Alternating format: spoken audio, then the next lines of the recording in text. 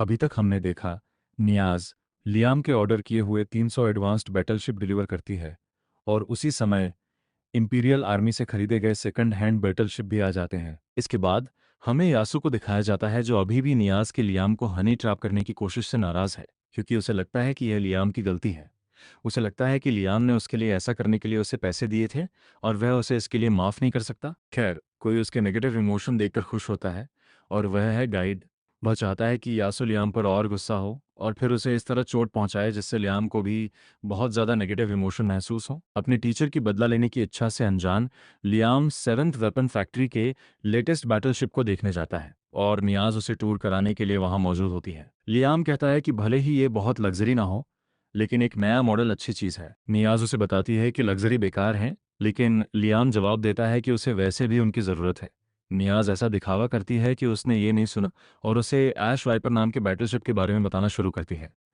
वह एक car salesman की तरह बर्ताव करने लगती है और लियाम से कहती है कि वह पहले 3000 स्पेस किलोमीटर तक शिप को 25% से कम पावर पर चलाए और हर 5000 स्पेस किलोमीटर पर न्यूट्रिनो ऑयल बदले। वह उसे यह भी बताती है कि अगर वह सिर्फ शिप रिपेयर करने के लिए उनकी फैक्ट्री से कांटेक्ट करेगा तो उसे लॉयल्टी पॉइंट्स मिलेंगे, जिससे उसे फायदा होगा।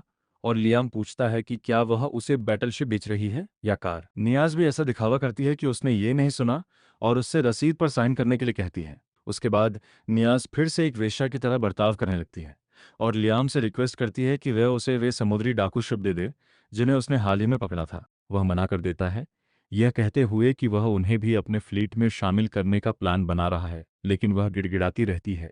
अचानक अमागी को एक आइडिया आता है और वह लियाम से कहती है कि वे कुछ शिप नियाज को दे सकते हैं और बाकी को मॉडिफाई करने के लिए कह सकते हैं, क्योंकि ज़्यादातर शिप बहुत खराब हालत में है और वे कभी भी काम करना बंद कर सकते हैं। निया कहती है कि वह खुशी खुशी उन शर्तों को मान लेगी, क्योंकि समुद्री लुटेरों के जहाज साम्राज्य के बाहर की अनजान टेक्नोलॉजी का इस्तेमाल करते हैं और सभी रिसर्चर उनकी स्टडी करने के लिए उत्सुक हैं। लियाम को भी यह आइडिया पसंद आता है और वह तुरंत अमागी और निया को समुद्री लुटेरों के जहाज़ों को चेक करने के लिए ले जाता है। उन्हें पता चलता है कि इसका इंटीरियर उनके जहाज़ों से काफ़ी अलग है और निया को इसके कंट्रोल पैनल पर बहुत सारे नए बटन मिलते हैं। लियाम को एक स्टीयरिंग व्हील दिखता है और ये देखकर उसके अंदर का वन पीस वीप जाग जाता है। वह नियाज से कहता है कि वह ये स्टीयरिंग व्हील अपने बैटलशिप पर लगाना चाहता है और वह उसे चेतावनी देती है कि ये बेकार होगा, क्योंकि इससे जहाज को कंट्रोल करना मुश्किल हो जाएगा। लियाम ये कहकर चैड की तरह एक्टिंग करने की कोशिश करता है कि कभी कभी आदमी वही चाहता है जो उसका दिल कहता है, भले ही वह बेकार हो। वह बस आ भरती है और ऐसा करने के लिए मान जाती है,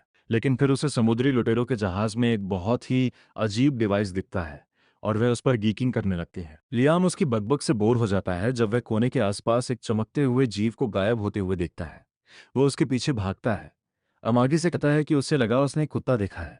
अचानक उसे वही चमकता हुआ कुत्ता फिर से अपने सामने कोने में गायब होता हुआ दिखता है और वह उसका पीछा करने का फैसला करता है। रास्ता उसे और अमागी को एक अजीब कमरे में ले जाता है और वह खुद को कंसोल से जोड़ती है तो पाती है कि वह नेविगेशन रूम है। वह नेविगेशन डिवाइस को एक्टिवेट करती है और फर्श उन सभी जगहों के मैप में बदल जाता है जहां जहाज गया है। उन्हें पता चलता है कि समुद्री डाकू पूरे एम्पायर में जहाज़ों पर हमला कर रहे हैं।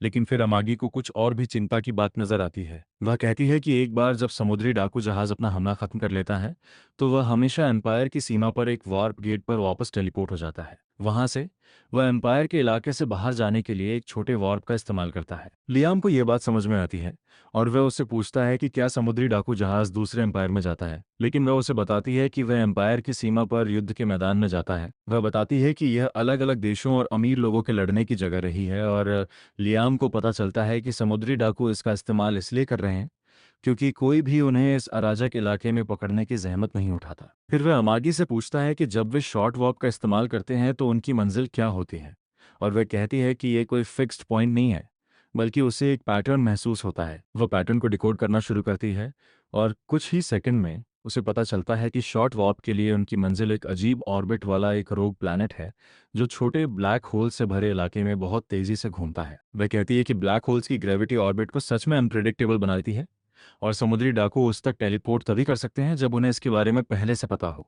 लियाम अब सच में क्यूरियस है और वह कहता है कि यह रोग प्लैनेट को छिपाने के लिए एकदम सही जगह है। अमागी सहमत है, यह कहते हुए कि यह समुद्री डाकुओं का छिपा हुआ बेस होना चाहिए, लेकिन लियाम उससे सहमत नहीं है। वह कहता है कि यह पक्का एक ट्रेजर आइलैंड है क्योंकि समुद्री डाकू हमेशा अपनी रेड पूरी करने के बाद ट्रेजर आइलैंड पर रुकते हैं। वह मागी से कहता है कि वह अपना फ्लीट तुरंत तैयार कर ले क्योंकि वे ट्रेजर हंट पर जा रहे हैं। दूसरी तरफ समुद्री डाकू कैप्टन गोज ने अपने लियाम से लड़ाई हारने के बाद भागे हुए अंडरलिंग्स। गोस इस बात से गुस्से में है कि उसके आदमी एक गरीब और कमजोर अमीर से हार गए, और वह ऐलान करता है कि वह खुद लियाम को कुचलकर उसकी इज्जत वापस लाएगा। लेकिन उससे पहले वह उन कायरों के जहाज़ों को तबाह कर देता है जो वापस भाग गए थे, और फिर वह अपने आदमियों को एम्पायर के बॉर्डर पर पोमोनिया गेट पर वॉर-अप करने का ऑर्डर देता है। उसी समय लियाम और उसके सैनिक भी अपना शॉर्ट रेंज वॉर-अप पूरा करते हैं और अपने सबसे पास के वॉर-अप गेट पर पहुंचते हैं, जो उन्हें पोमोनिया गेट तक ले जाएगा। हालांकि वे इसका इस्तेमाल नहीं कर सकते क्योंकि वॉर-अप गेट को मेंटेन करने वाले अधिकारी उन्हें इसका इस्तेमाल करने की इजाज़त नहीं देते हैं। सुपरवाइजर लियाम से कांटेक्ट करता है और उसे बताता है कि उसे अपनी गाड़ियों के वजन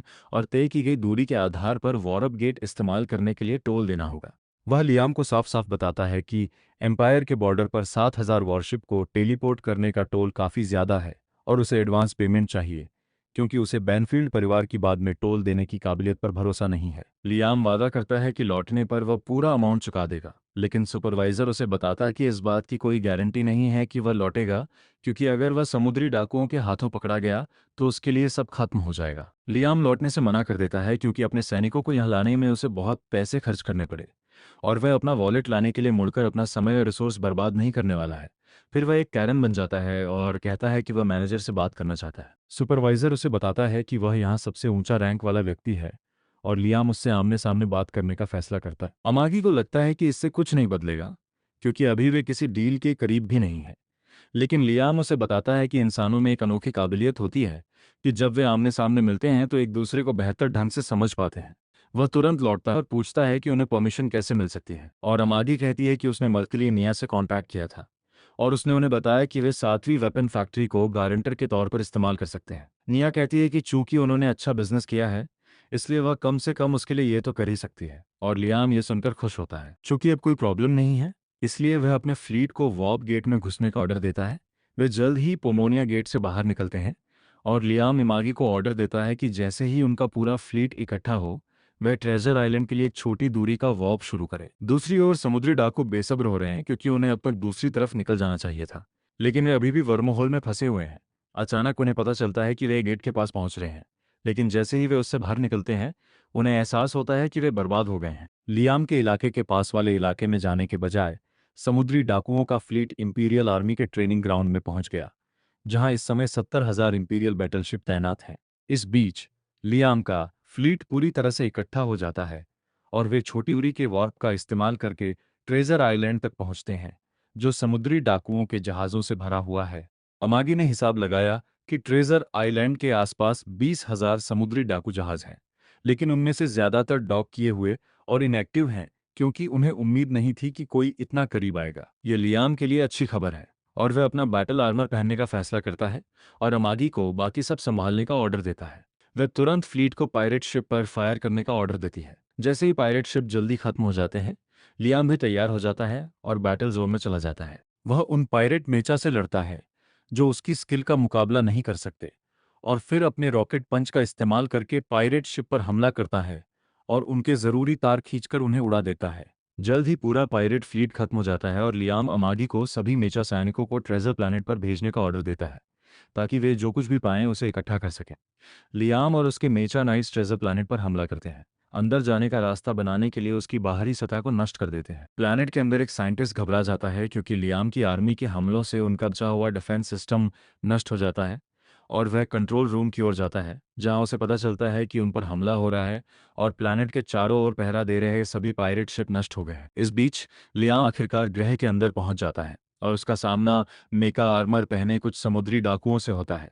वह उन्हें काटने में कोई समय बर्बाद नहीं करता, और जब तक उसके सैनिकों का कैप्टन वहां पहुंचता है, वह अपना काम कर चुका होता है। कैप्टन उसे बताता है कि उन्होंने अपनी तरफ के समुद्री डाकुओं को भी संभाल लिया है, और लियाम उन्हें खजाने वाले कमरे की तलाश करते हुए रास्ता साफ करते रहने का आदेश देता है। अचानक उसे फिर से चमकता हुआ कुत्ता दिखाई देता है, और वह उसके निशान पर चलने का फैसला करता है। ये सही फैसला साबित होता है, क्योंकि रास्ता उसे कंट्रोल रूम तक ले जाता है, जहां साइंटिस्ट और उसके आदमी तुरंत सरेंडर कर देते हैं। लियाम इस बात से खुश होता है कि ये कैसे हुआ, और वह साइंटिस्ट से सारा खजाना सौंपने के लिए कहता है। वो उससे पूछता है कि उसे किस तरह का खजाना चाहिए, क्योंकि उसके पास पैसे की चीजें हैं और पालतू जानवर हैं जिन्हें समुद्री डाकू कैप्टन इकट्ठा करता है। लियाम सोचता है कि जो कुत्ता उसने पहले देखा था वह पालतू जानवरों में से एक होगा और वह साइंटिस्ट से उनके बारे में और पूछता है। वह सोचने लगता है कि लियाम भी गोस की तरह एक अजीब सैडिस्ट है जिसे लोगों को अपना पालतू जानवर बना पसंद है, और अगर वह चाहे तो पालतू जानवरों को उसके लिए आज्ञाकारी कुत्ते बनाने की पेशकश करता है। लियाम को उसकी एक भी बात समझ नहीं आती, इसलिए साइंटिस्ट उसे लैब में ले जाने का फैसला करता है जहां वह अपने सभी सब्जेक्ट्स को रखता है। जब वह उन्हें लड़कियां दिखाता है जो उसके एक्सपेरिमेंट्स की वजह से भयानक मॉन्स्टर्स में बदल गई हैं, एक सैनिक उल्टी करने लगता है क्योंकि वह इसे संभाल नहीं पाता। जब कैप्टन उसे इतना कमजोर होने के लिए डांटता है तो लियाम आगे बढ़ता है और उसकी नज़र एक खास टेस्ट सब्जेक्ट पर अटक जाती है। साइंटिस्ट उसे बताता है कि उसकी नज़र अच्छी है क्योंकि ये कैप्टन गूज का पसंदीदा पालतू जानवर है। जैसे ही वह इस बारे में बड़बड़ाता रहता है कि यह लड़की उसका मास्टरपीस है, लियाम को घिन आने लगती है। उसे अपनी पिछली जिंदगी याद आती है जहां उसके साथ इंसान से भी कम बर्ताव किया जाता था। वह किसी कमीने को दूसरे लोगों को इस तरह चोट पहुंचाते हुए नहीं देख सकता, इसलिए वह साइंटिस्ट के सिर में गोली मार देता है जब वह चिल्ला रहा होता है। फिर वह कमरे में इधर उधर देखने लगता है, लेकिन तभी ऑक्टोपस जैसी लड़की की आवाज आती है जिसकी आंखें हथेलियों में है। वह उससे पूछती है कि वह कौन है, और लियाम उसे अपना परिचय देते हुए कहता है कि उसने इस ग्रह को अपने कंट्रोल में ले लिया है और इसके इंचार्ज को मार डाला है। यह सुनकर लड़की की आंखों में आंसू आ जाते हैं क्योंकि उसे लगता है कि आखिरकार उसकी तकलीफ खत्म होने वाली है। वह लियाम से अपनी और दूसरी लड़कियों की तकलीफ खत्म करने की गुजारिश करती है क्योंकि वे फिर कभी इंसान बनकर नहीं रह सकती। हालांकि लियाम पूरे भरोसे के साथ कहता है कि वह सबको बचाएगा और बदले में उन्हें उसका ये एहसान चुकाना होगा। वह ये कहकर चला जाता है अपने सैनिकों को एक मेडिक को बुलाने और लड़कियों को अपने जहाज पर ले जाने का आदेश देता है ताकि उनका इलाज किया जा सके। लड़की उससे रुकने की गुजारिश करती है क्योंकि वह जानती है कि उसे बचाया नहीं जा सकता और कैप्टन को उस पर दया आती है, लेकिन वह लियाम के सीधे ऑर्डर नहीं मान सकता। वह उसे अपना मन बदलने के लिए मनाने की कोशिश करता है, ये कहते हुए कि लड़कियों का इलाज करना आसान नहीं होगा क्योंकि उन्हें अपने पूरे शरीर को फिर से बनाना होगा, जिसके लिए एक रेयर एलिक्सिर और कुछ बहुत काबिल डॉक्टरों की जरूरत होगी। वह कहता है कि इन सभी लड़कियों को बचाने का खर्च बिल्कुल भी सही नहीं है, लेकिन लियाम जवाब देता है कि वह अभी अच्छे मूड में है और कभी कभी कुछ अच्छे काम करने से कोई नुकसान नहीं होता। तभी उसे एक मोगी का मैसेज मिलता है जिसमें बताया गया है कि उन्हें असली खजाने वाला कमरा मिल गया है, और लियाम ये सुनकर खुश होता है क्योंकि उन्होंने अभी अभी लड़कियों के इलाज के लिए फीस का इंतजाम किया है। इस बीच क्रिस्टीना नाम की लड़की जिसने लियाम से उसे मारने की गुजारिश की थी, अपनी बदकिस्मती के बारे में रोती रहती है। वह पवित्र किंगडम की प्रिंसेस नाइट हुआ करती थी और समुद्री डाकुओं से लड़ने में उसकी कामयाबी पर सभी को गर्व था। लेकिन जब वह गोस और उसके आदमियों से लड़ने गई तो उसे धोखा देकर पकड़ लिया गया और फिर समुद्री डाकुओं ने उसकी आंखों के सामने ही उसके होम प्लेनेट को उड़ा दिया। उसका परिवार घबरा गया क्योंकि समुद्री डाकू यूनाइटेड अलायंस के सैनिकों से बच नहीं पाए जो उस इलाके की रक्षा कर रहे थे। लेकिन उन्हें जल्द ही एहसास हो गया कि अलायंस ने उन्हें धोखा दिया है। उनकी रक्षा करने वाली शील्ड ज्यादा देर तक टिक नहीं पाई और जल्द ही पूरा प्लेनेट तबाह हो गया। क्रिस्टीना इससे पूरी तरह टूट गई थी, लेकिन उसकी मुसीबतें तो अभी शुरू ही हुई थीं। उसके प्लेनेट को तबाह करने के बाद घोस्ट उसे और उसके साथियों को अपने ट्रेजर आइलैंड पर ले गया, जबकि सब डरे हुए थे। क्रिस्टीना फिर भी उम्मीद से चिपकी रही और उन्हें भरोसा दिलाया कि जल्द ही उनके लिए मदद आएगी। जब गोज उससे मिलने आया तो क्रिस्टीना ने उससे कहा कि अगर वह चाहता है तो उसे अभी मार दे क्योंकि वह बेइज्जती भरी जिंदगी जीने के बजाय मरना पसंद करेगी। समुद्री डाकुओं का कैप्टन हंसा और कहा कि अगर वह चाहता तो उसे बहुत पहले मार देता, लेकिन उसने सबको जिंदा रखा क्योंकि वह उन सभी को अपने कलेक्शन में जोड़ना चाहता था। फिर उसने कहा कि उसने अपना मन बदल लिया है और वह लड़कियों में से सिर्फ एक को आज़ाद करेगा। उसने क्रिस्टीना से चुनने के लिए कहा और जोर देने पर उसने उस लड़की को चुना जो सबसे ज्यादा डरी हुई लग रही थी। हालांकि यह एक घिनौना जाल निकला क्योंकि गोज ने क्रिस्टीना को चुनी हुई लड़की को अपना पहला टेस्ट सब्जेक्ट बना लिया। उसने उसे साइंटिस्ट को दे दिया जो एक कई हाथों वाले monster में बदल गया और उसके शरीर को काटने लगा। क्रिस्टीना का दिमाग खराब हो गया और वह रुकने के लिए गिड़गिड़ाने लगी, लेकिन वह बस हंसा और उससे कहा कि अगर वह अभी रुक गया तो लड़की मर जाएगी। सदमे में क्रिस्टीना के पास उस बुरे साइंटिस्ट को लड़की पर एक्सपेरिमेंट करने देने के अलावा कोई चारा नहीं था। उसने जल्द ही उसे एक मॉन्स्टर में बदल दिया, और जब क्रिस्टीना डरी हुई देख रही थी, गोज ने उससे कहा कि वह जल्द ही और भी शानदार चीज में बदल जाएगी। उसने उससे पूछा कि वह ऐसा कैसे कर सकता है, और उसने उससे कहा कि उसे इसमें मजा आता है। वह कहता है कि यह ठीक नहीं है कि वह इतना बदसूरत है, इसलिए वह खूबसूरत लड़कियों को बदसूरत मॉन्स्टर में बदल देता है और उन्हें पूरी तरह टूटते हुए देखता है। जल्द ही उसने उसे एक्सपेरिमेंट वाली कुर्सी पर खींच लिया और क्रिस्टीना अब और हिम्मत नहीं कर पा रही थी। उसने उससे रुकने की गुजारिश की, बदले में कुछ भी करने का वादा किया, लेकिन वह उस पर हंसा और कहा कि अब से वह उसकी पसंदीदा पालतू जानवर होगी। उसने उससे कहा कि उसने जानबूझकर उसे पहले नहीं चुना क्योंकि वह देखना चाहता था कि वह कितनी बदसूरत हो जाएगी और इस बात से निराश हो जाएगी। फिर गोज़ ने साइंटिस्ट्स को क्रिस्टीना की आंखें निकालकर उसके हाथों में लगाने का ऑर्डर दिया ताकि वह बिना शीशे के भी देख सके कि वह कितनी बदसूरत है। क्रिस्टीना रोती और चिल्लाती रही, लेकिन यह सब बेकार था और वह एक बदसूरत हरे राक्षस में बदल गई। और फिर उसकी बाकी लड़कियों का भी यही हाल हुआ। वापस आज में लियाम अपने होम प्लैनेट पर लौटता है और नियाज उससे मिलने आता है। उसे समुद्री डाकुओं के अड्डे पर उसकी जीत के बारे में पता चल गया है और वह उससे इस मौके को सेलिब्रेट करने के लिए कुछ और बैटलशिप खरीदने के लिए कहती है। लियाम उससे कहता है कि उसे ठगना बंद करे, लेकिन नियाज कहता है कि उसके बैटलशिप काम के थे और उसने रेड से बहुत प्रॉफिट कमाया, इसलिए उसे कुछ और पैसे इन्वेस्ट करने चाहिए। वह उसे फिर से लुभाने की कोशिश करती है, लेकिन लियाम उसकी चालों में फंसने के मूड में नहीं है, इसलिए वह उससे चुप रहने को कहता है। जब उसे बहकाना और ब्लैकमेल करने का उसका प्लान काम नहीं करता, तो नियाज लियाम को याद दिलाती है कि उसी ने उसे वार्प गेट में अंदर जाने की परमिशन दिलाई थी और वह आखिरकार इस बार उसकी रिक्वेस्ट सुनने के लिए मान जाता है। वह आगे से पूछता है कि उन्हें मिले खजाने से वे कितने जहाज खरीद सकते हैं और वह कहती है कि ज़रूरी खर्चे निकालने के बाद उनके पास 5,000 जहाज खरीदने के लिए काफ़ी पैसे हैं। लियाम यह सुनकर चौंक जाता है, लेकिन नियाज तुरंत बाहर भाग जाती है, ये कहते हुए कि वह उसके लिए 5,000 जहाज़ों का ऑर्डर तैयार करेगी।